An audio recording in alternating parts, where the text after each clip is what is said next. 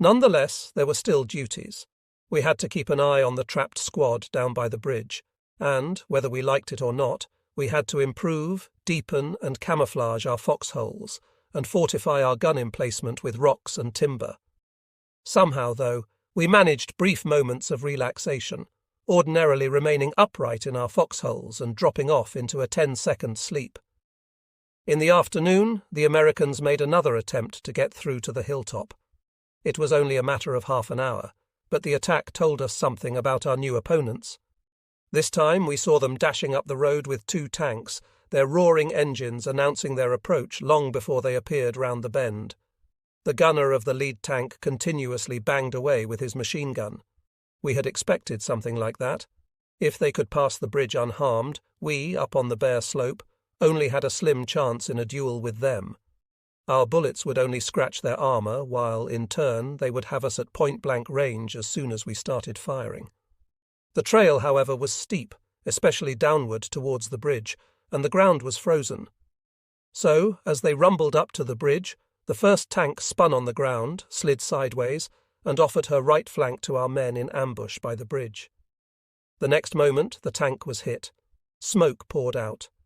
The turret opened and the crew climbed out, obviously wounded, and sought cover behind the second tank. The second tank was blocked by the lead tank, and so, in turn, were our men with their Panzerfaustern. There was a brief moment of hesitation on both sides. Then, suddenly, the turret of the second tank opened, and out jumped a single man. Watching through my binoculars, I thought him to be an officer.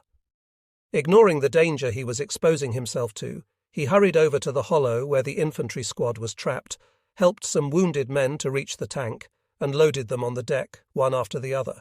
Stunned, we followed this extraordinary rescue action without firing a single shot. The officer jumped back into the tank, spun around on his tracks, and dashed back to the rear. Those of us witnessing the scene, whether nearby or more distant, instinctively felt there was no honour to be won by firing upon this death-defying act of comradeship. At nightfall, we still were without provisions. Hunger isn't good for morale. There was a growing grumbling among my men. Stricker pointed his chin to the trail below. "What's on your mind?" I asked, being sure I was reading his thoughts. "I think I'll have a closer look at that tank down there," he said. "All right, go ahead. I'll give you half an hour. Make sure you don't get shot at by our own people." Cautiously, he made his way down the hill toward the tank that had come down the day before. Editor's note: the officer was then Lieutenant Colonel Felix L. Sparks, commanding officer of the 3 Days Battalion, 157th Infantry Regiment, in command of the American unit opposing the authors. Sparks, later a brigadier general in the Colorado National Guard, was recommended by his regimental commander, Colonel Walter P. O'Brien, for the Distinguished Service Cross for this action, but was ultimately awarded the Silver Star. He was back in time and brought a few sea rations, cookies, and cigarettes, the first provisions we appropriated from the enemy. My memory of the next 2 days is blurred, probably the result of the continuing frost, hunger, lack of sleep, and the nagging doubt all of us had about coming out of there alive. Nature, or rather the weather conditions, as well as our physical and mental state, became our primary enemy during the rest of our time on the slope. The weather worsened, and the battle raged on. The Americans didn't attempt another breakthrough at our ravine, but again and again there were nerve-wracking exchanges of small arms fire in our neighbourhood, indicating assaults from inside and outside the perimeter. Meanwhile, the American artillery continued firing on our positions around the hill as, in turn, our howitzers kept shelling the summit. Snow had started to fall again, and when the wind sprang up, it turned into a blizzard that swept in gusts over the snowbound hills. I see myself standing in the foxhole next to our emplacement, in the bottom frozen water around my feet as I wake up with a start from a short spell of abysmal sleep. And I see Bing's and Stricker's profiles next to me, hard and grim under the rim of their helmets, their hoods on top, and their anoraks covered with snow. I'll never forget my own secret thoughts during the nights. They were about dying and surviving, promises that if I ever got out of there, I would never in my life complain about anything on earth as long as there was shelter and warmth and a regular meal. I thought of becoming a farmer, which seemed to guarantee such vital needs, something which never before had entered my mind. The American battalion gave up on the 5th day after our regiment's attack had begun. That morning they had made a last attempt to break through, only to suffer more casualties. On that day, efforts from outside had already ceased. They surrendered in the late afternoon at the request of our regimental commander and our battallioner, who had led the fighting around the hilltop. Their losses were terrible. Of the original 5 companies, only about 450 went into captivity, most of them casualties. They left their positions toward our rear echelon, so that, much to our regret, we had no opportunity to have a look at our gallant opponents. I am sure, though, that our comrades behind the hill were forming something of a guard of honour watching the captured GIs passing through their lines. Their officers, some 25 of them, were received with all honours at our regimental headquarters. Rumour had it that all of the men were handed a box of Coca-Cola. Editor's note. This was, in fact, how the Germans treated the American survivors.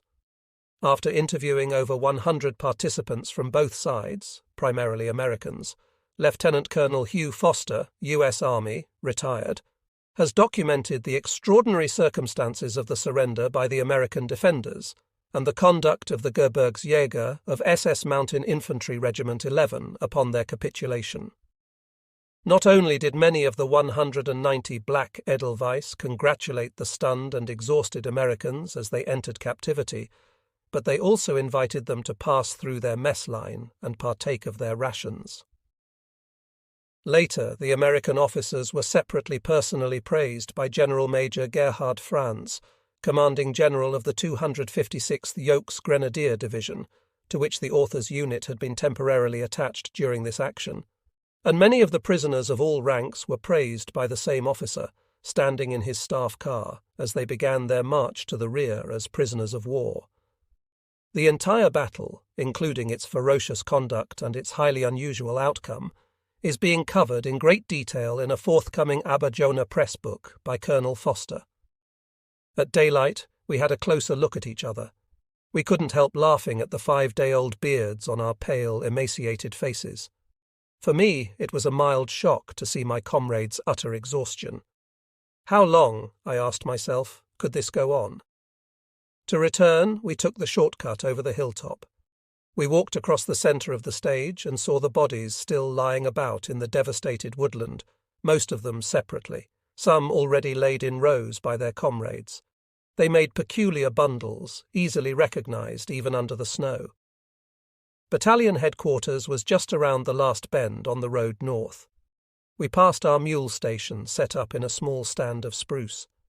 As we trudged by, the mule skinners watched us as if we had just risen from the dead. In the rear, they said our own casualties were lower than the enemy's, but they were still heavy. Much to my relief, I found Heinrich safe and sound. His number 2 gunner had fallen, though, shot in the neck when they brought an American attack to a stop 30 metres from their holes, the bullet ripping up the gunner's carotid artery and killing him instantly. One of his South Tyroleans had also been killed. Moreover, I learned that another platoon leader of the 12th Company had also been killed. Later in the day, I had our medic take a look at my feet. He said I had 2 frostbitten toes. I was lucky. The regiment had pushed the door wide open. The Americans were in retreat. The very next day we began our pursuit south, which meant stalking in skirmish lines through the hilly woodland and mopping up the area. For us, it was quite a new experience. The region had not been evacuated, and we were bringing the war back to the people living there in their bleak settlements. They closed their window shutters at our approach, their faces speaking volumes. Certainly we weren't welcome here. In a small hamlet on our way, we met some resistance from American troops, but it was quickly broken. We found their remnants, signs of abundance as it seemed to us, cigarettes and candies. It was then that my squad picked up an American heavy machine gun, complete with tripod, cart and ammunition. We reckoned that sooner or later the enemy would start a massive counterattack and that we would need all the firepower we could get. So we took the extra equipment. Stricker was promoted to this gun's number 2 gunner. We reached the village at the foot of the hillside by nightfall. Our advance platoon discovered that the armies hadn't yet withdrawn. At least they had left a rear party there. It was a short fight. Bypassing the village lying in a deep valley, we blocked their withdrawal, seized the place, and picked up the rear party together with their equipment. There were short bursts of submachine guns from our men swarming in from all sides. Vehicles with roaring engines stopped in their wild flight. No casualties on either side were reported. Loot was seized, PX goods and lots of oranges, luxuries we hadn't enjoyed for years. All that greatly contributed to our rising spirits. Mopping up the village took us another hour or so, then all was quiet again. The American main force showed no inclination to come to their comrades' help, although they couldn't have failed to notice what had happened. We moved our gun into an emplacement south of the village, right beside our anti-tank gunners. Bing was at the gun. I noticed he had become taciturn. I knew he was Alsatian, and that somewhere on the plain, extending in front of us, was his home. "You must feel funny coming home under these circumstances. Where is your hometown, anyway?" I asked. "About 25 kilometres from here, half the distance to Strasbourg. It's a small village," he replied quietly. I tried to cheer him up.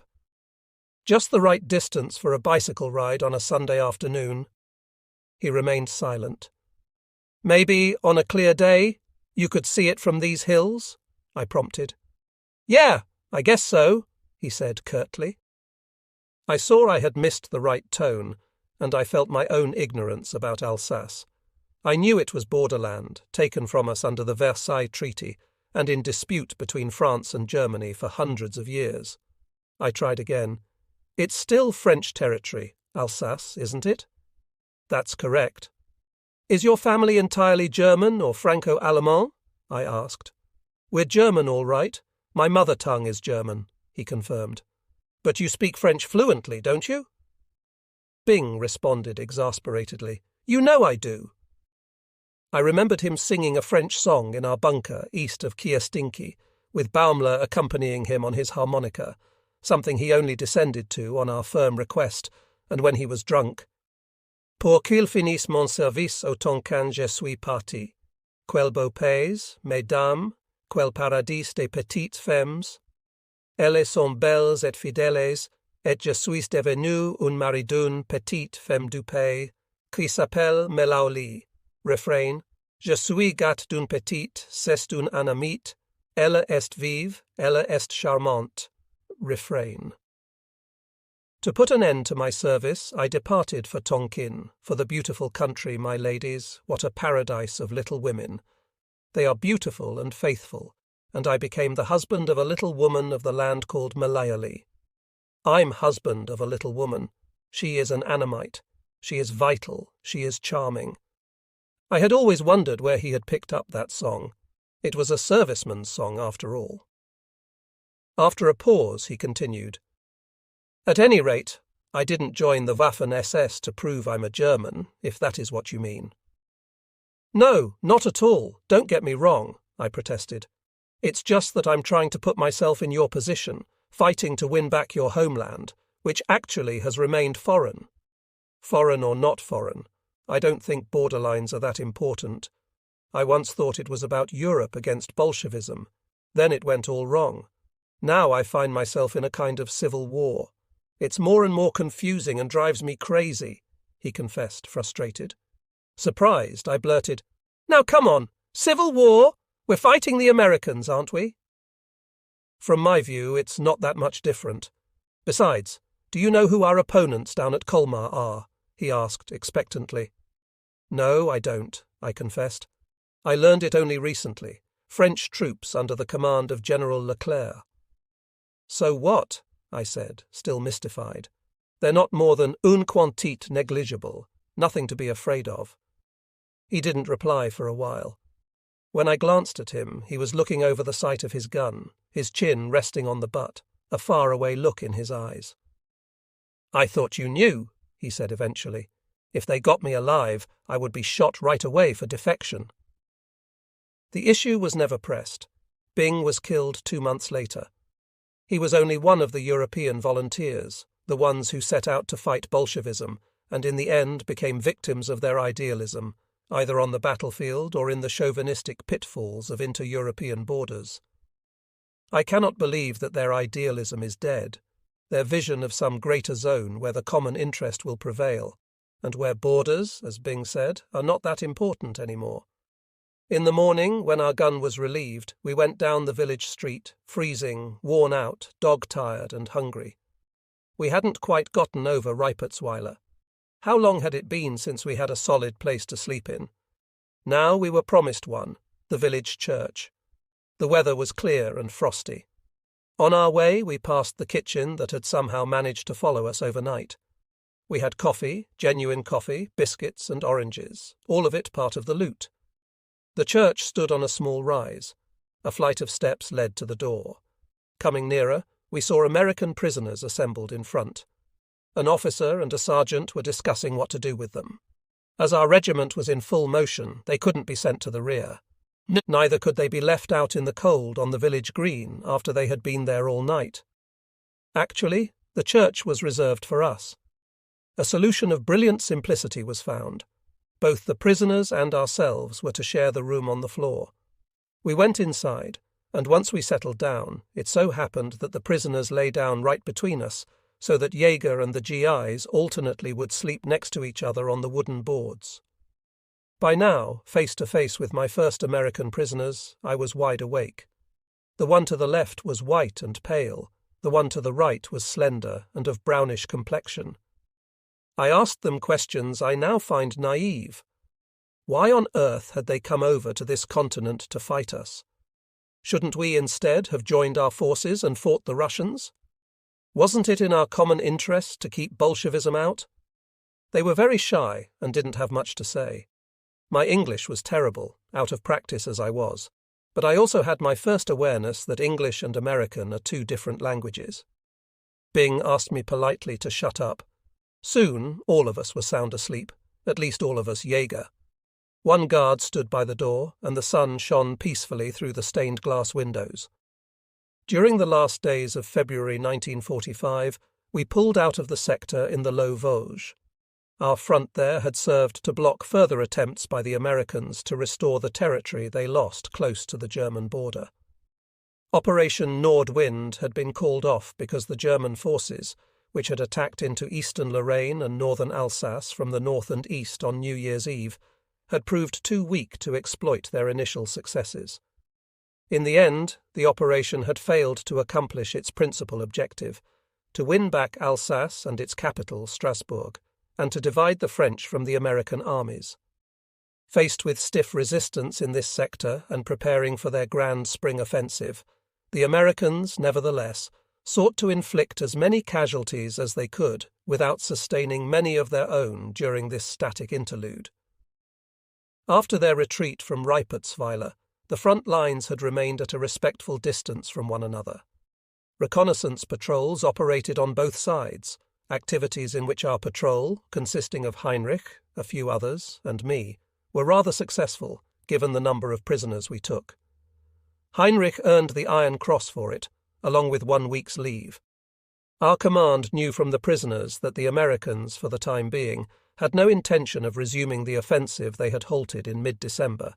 Instead, they turned on us with their artillery, intensifying their shelling week by week. Time and again we would hear of heavy casualties, especially in our rear echelon. Sometimes whole squads were wiped out when a bunker was hit by some large-caliber shell, and we would realize with bitter frustration that our own artillery, mainly because of the Allied air supremacy, was unable to strike back effectively. We ground away at our patrol activity with no major operation in sight, our fighting spirit flagging. It was high time for us to pull out. When we turned over our positions to the unit moving in and spent some days assembling in the rear, it was inevitable that we were confronted with the grim reality of the general war situation. Back from the woods and moving along the roads in the open, we instantly saw that Fortress Germany, as it was called in our propaganda, was a bastion without a roof, open and exposed to Allied bombers. In daylight, except in bad weather, we lay low lest the American fighter planes fall upon us like hornets. Troop movement had become practically impossible in daylight. One day we heard on the radio that something terrible had happened at Dresden, of some terror strike of a level and cruelty unknown until then. No details were given. Worse yet, the Red Army had entered the Reich and was already west of the Oder. Here on the Western Front, but further north, the US Army already held 2 bridgeheads on the east bank of the Saar and was pushing towards Saarburg. This stage of the war, increasing in ferocity, appeared all the more frightening, as apparently there was nothing we could do about it. In hindsight, one could say that it had been obvious all along how things were bound to go. Until then, though, the general thinking among us had been that our High Command was capable of organising an effective and lasting defence line along the borders of the Reich, and that some way to end the war could be worked out. Even if it came to the worst, our leadership would know best when to give up to avoid total disaster and the needless sacrifice of human lives. As we listened to the radio, however, we heard little more than the call on the German people to persevere and the invocations of Providence, for that matter. Oddly enough, we weren't deaf to those appeals. Wasn't this the time for the Waffen-SS to show its unwavering loyalty? Yet, at the same time, there was a growing sentiment of doom and an end to hope. It was also at that time that I learned about Christina's death. The letter I had written her from Denmark came back unopened, together with a letter from a friend of hers. Christina had been killed in an air raid while on duty at her hospital in Hanover early in January. So, in the gloomy atmosphere of those days, this news came as another blow, a personal one, but all the same, fitting into the general pattern. It hurt. The pain with all the other pains went deep into my heart. Heinrich helped me to get over that dark hour. When I had put back the letter into the envelope, I had seen his questioning glance and told him. A while after I had left the shack to be by myself, he had followed me and appeared by my side. "I know how you feel," he said. "I know it hurts, but believe me, it'll pass." "You know, I'm wondering what in the end will be left that is worth the sacrifices," I said, leaving out my more personal feelings. "I mean, this war isn't for its own sake. It's for keeping something dear to us, people we love, some part of our own life. Am I right? But if all these things are going to be ruined, what is all the suffering for?" "Yes, I understand," he said sympathetically. "Don't worry, it's only a weak moment. 3 weeks ago, I had my own dark hour when I got my week's leave and had no place to go because Königsberg was under siege. And there've been other dark moments before, I can assure you. I still haven't any idea of my parents' whereabouts, but we can't afford that kind of worrying. It won't make you feel better anyway." "How can one stop thinking about what it is all for?" I protested. "By facing the truth that things do happen to us, all sorts of things and all the time, and that there's little we can do about it." He continued, musing. "You see, in general, there isn't too much you can do about the course of your life. Most things just happen to you. Having volunteered for our unit was just an exception, but the next moment you were part of the system, no more choices. So you have to put up with things as they happen and play your role, play it as well as you can. No use worrying about what you can't change. But you can't stop thinking. I didn't say you should. On the contrary, you must think to draw conclusions. If you can't change the course of events, you've got to take it. I don't think I can live with that." "Oh, yes, you can." "I don't know if I want to." "It'll make you stronger. Once you come to that conclusion, your mind will be free for more important things than worrying." "Such as?" "Your duty." "Point is, I can't help thinking about what our duty is in this state of the war. Well, call it loyalty if you have to call it something. Have we fought in Lapland, at the Volga, and in Africa to throw away our arms the moment the enemy enters the Reich?" He had spoken in a low and composed voice. What he said was another invitation to his world of stoicism in which I knew he felt at home. Besides, he was right. Hadn't we sworn to be the most faithful of the faithful? This moment was his hour. There was an air of serenity about him. Hope was no longer needed to outweigh the fear of loss. A few nights later, we left for a new sector to the north and west.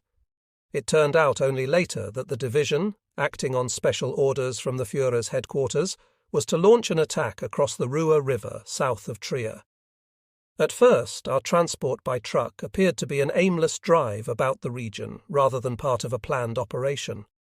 Driving by night and resting during the day in obscure places, we, the plain soldiers, lost all orientation. We went along winding roads through wooded hill country, sometimes passing through vineyards on steep slopes high above deep river valleys, the Moselle or the Saar perhaps, we didn't know. Somehow the journey seemed to be a blunder. The forlorn villages in the hills, still inhabited, seemed to turn their backs on the troops rushing through the night, as if seeking cover against the war closing in. At last our tour ended in a little town called Hermeskeil. From there we marched west. The attack was set for 0400 on the 7th of March. We prepared as if going on a raid. We didn't take all our MGs with us and left all our heavy equipment behind. Heinrich's gun and my own were combined in one squad, Heinrich acting as gunner. Waiting for our departure time, we stood around in silence and tried to keep warm. For several days the temperature had dropped below freezing again. A thin cover of snow was spread over the country. The night was pitch dark. You couldn't see the man next to you except for the glow of his cigarette. Suddenly there was a stir. An officer passed nearby, speaking some words in a soft, deep voice to the men he brushed with his greatcoat.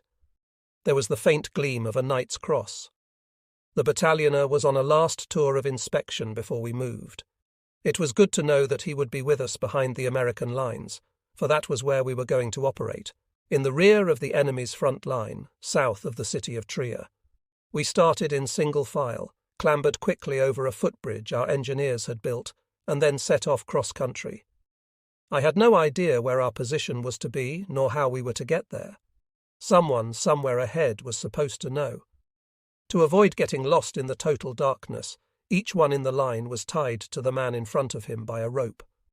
First, the path ran parallel to the valley, and then upwards toward our main objective, a road that ran along the ridge of the hills from north to south, a main supply route for the US Army.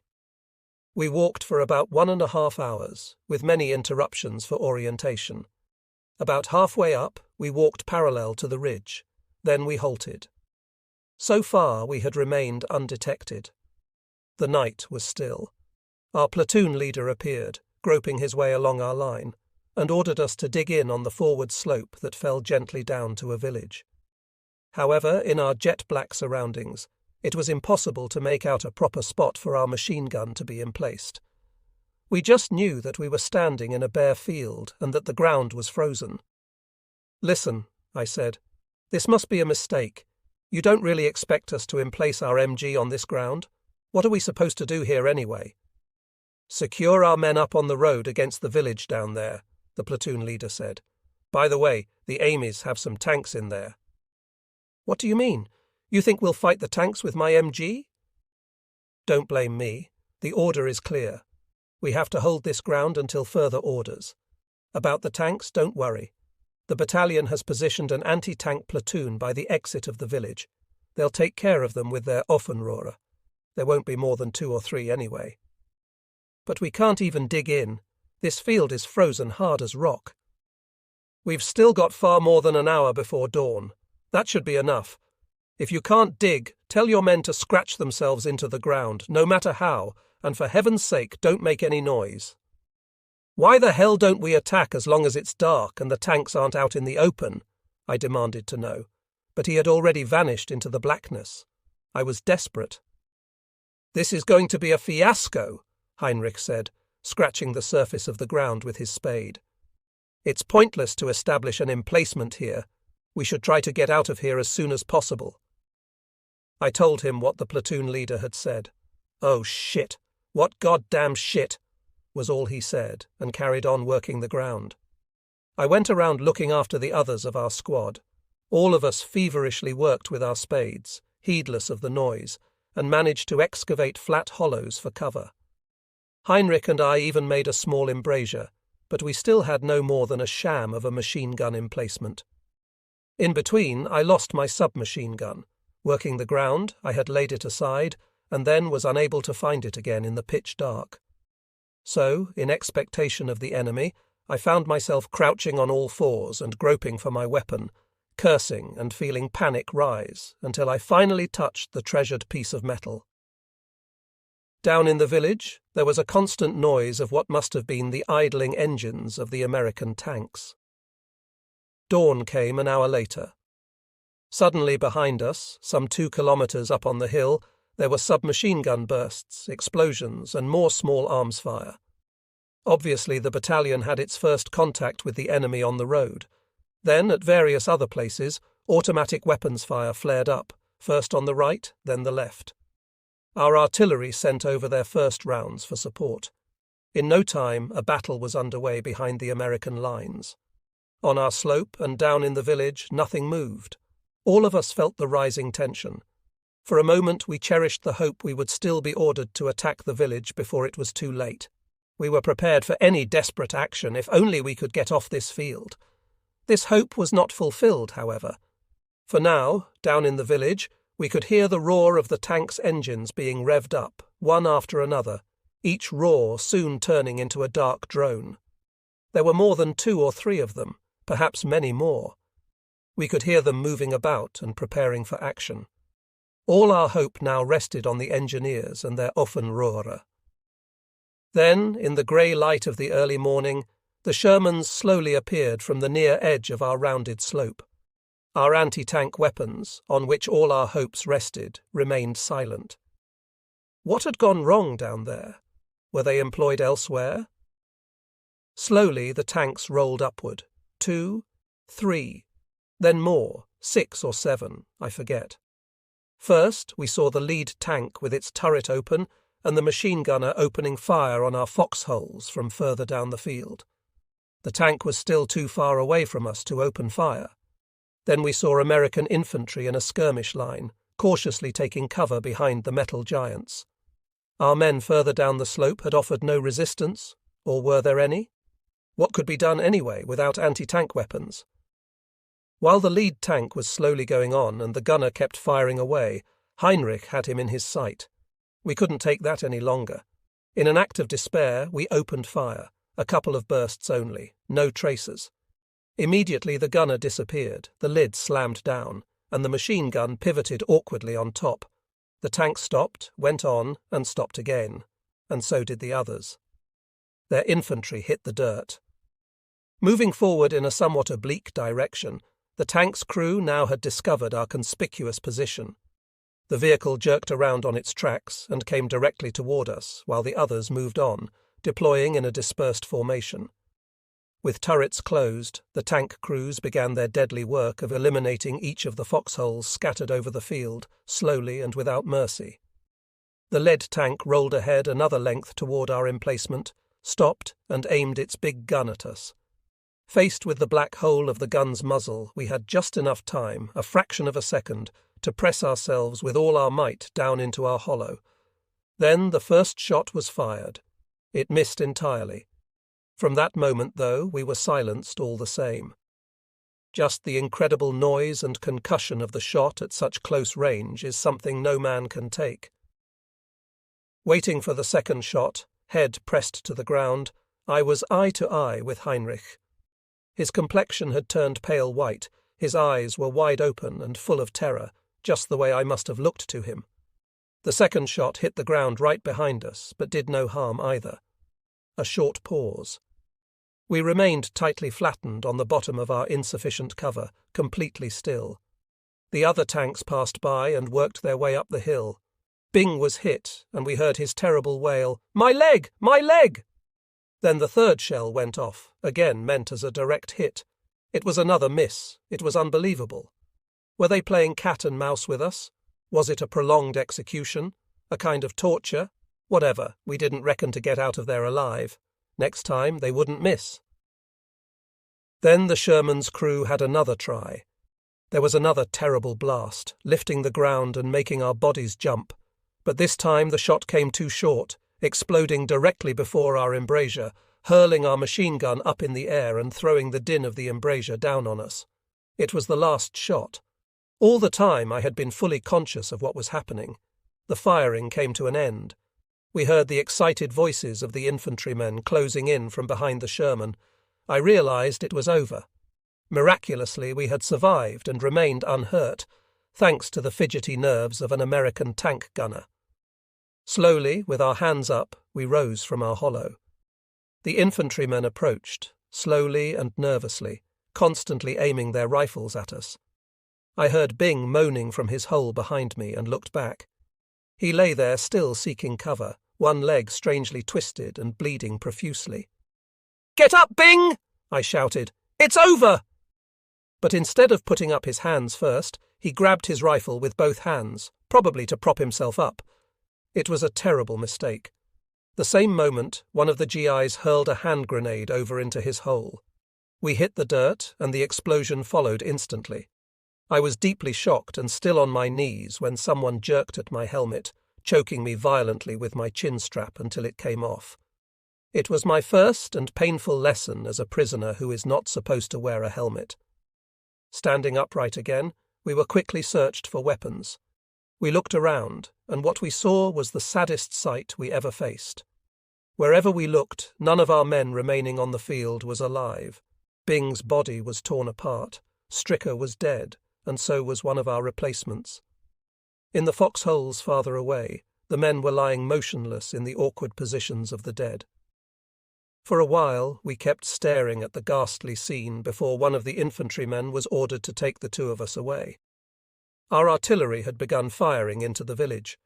From a distance, especially up on the road, we heard the battle raging on as it would do for the next 2 days. For us, it already was a distant affair. Stupefied, we tried to comprehend what had happened.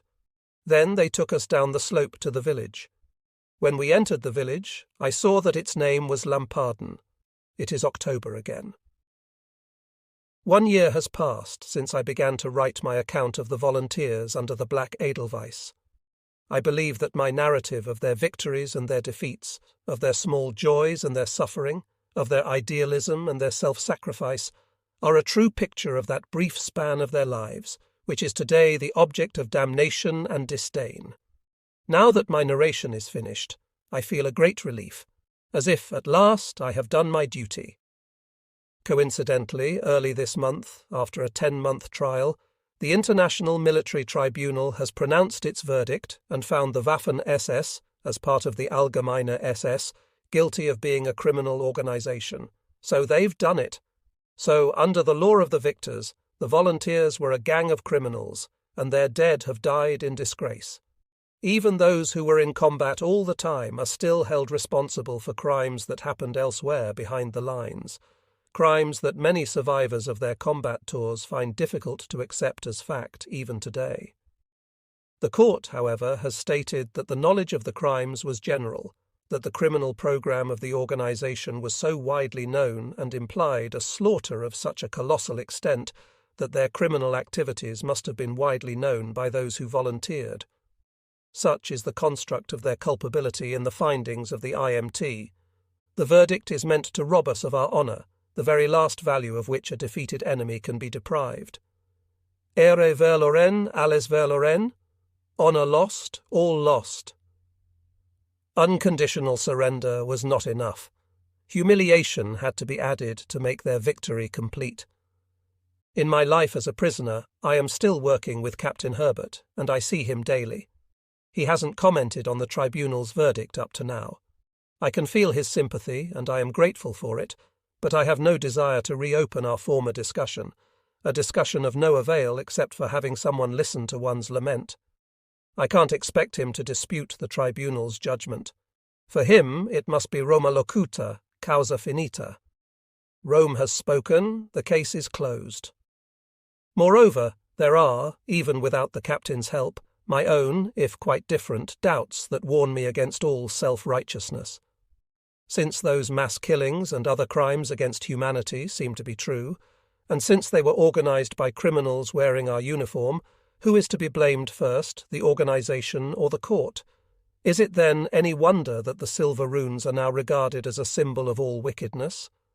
And who can be surprised that this symbol's power proved to be the overriding force, and that an acquittal, if only for the combat troops, simply could not happen? Wasn't there a great betrayal in the first place, committed by the little man with his thick round spectacles, who used to masquerade in field grey but couldn't hope ever to enjoy the respect of the combat troops? Isn't it evident by now that part of his scheme was to associate the soldiers with the vile bequest of his racial fanaticism? Was ist aus uns geworden? What has become of us?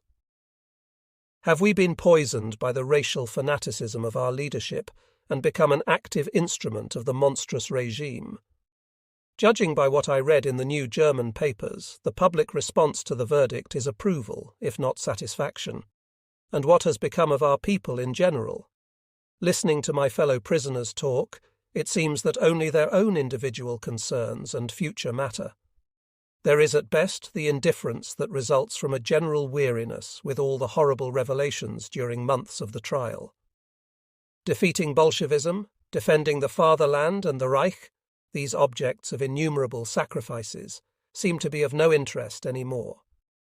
Was all of that only a creation of propaganda without real bearing for the common people?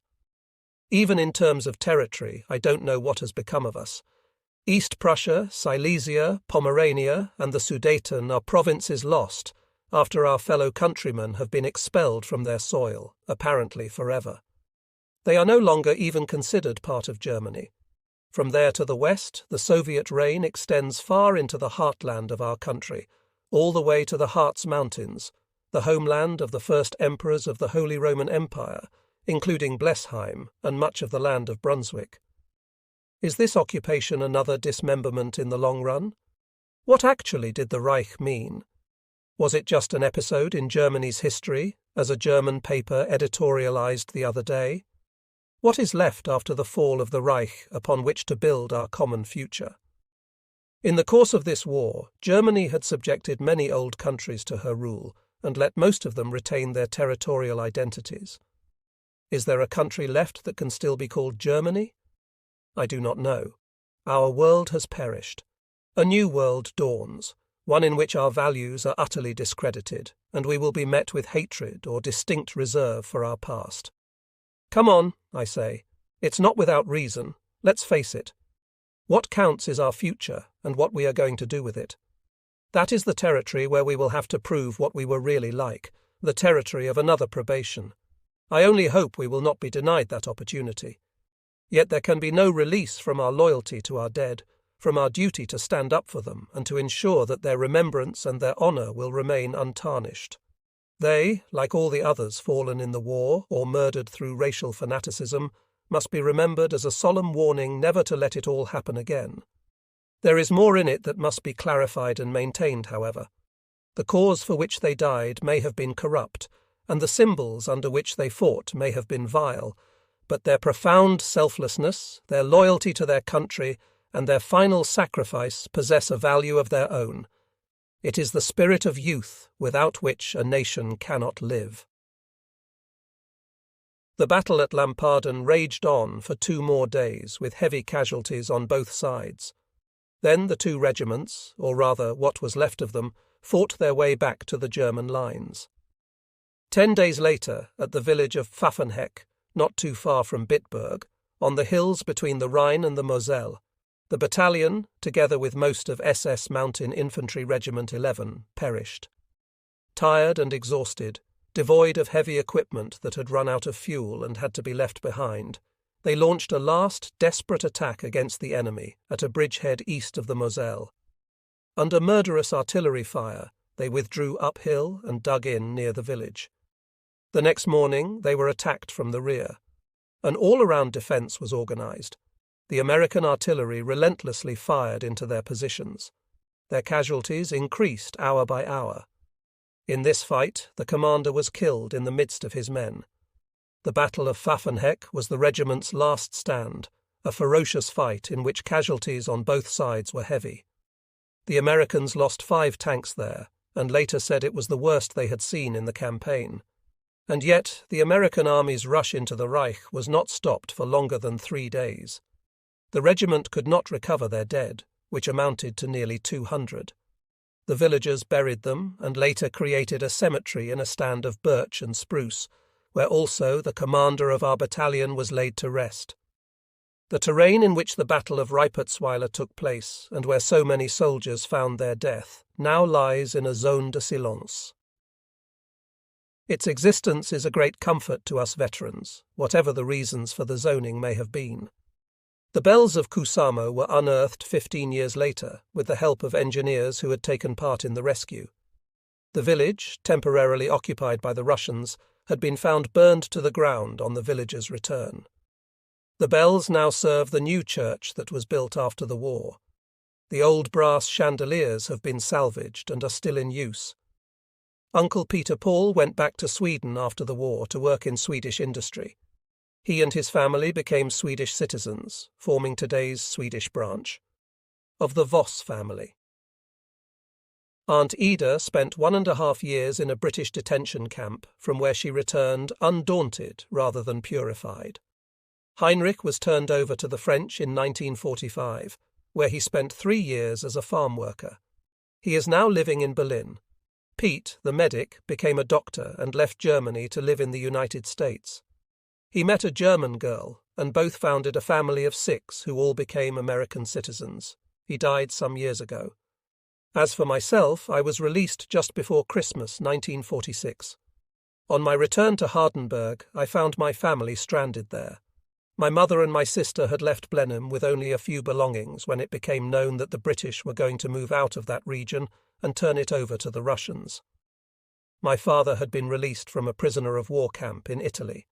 Nick had come back from the hospital after having been wounded early in 1945, and my younger brother had returned too. My grandmother had also accommodated relatives from Silesia, a refugee family of 12, driven from their estates now taken in possession of by Poles. Together with my grandmother and my aunts, the house was crammed to the roof. I found shelter in the pavilion. Food and fuel were at a minimum.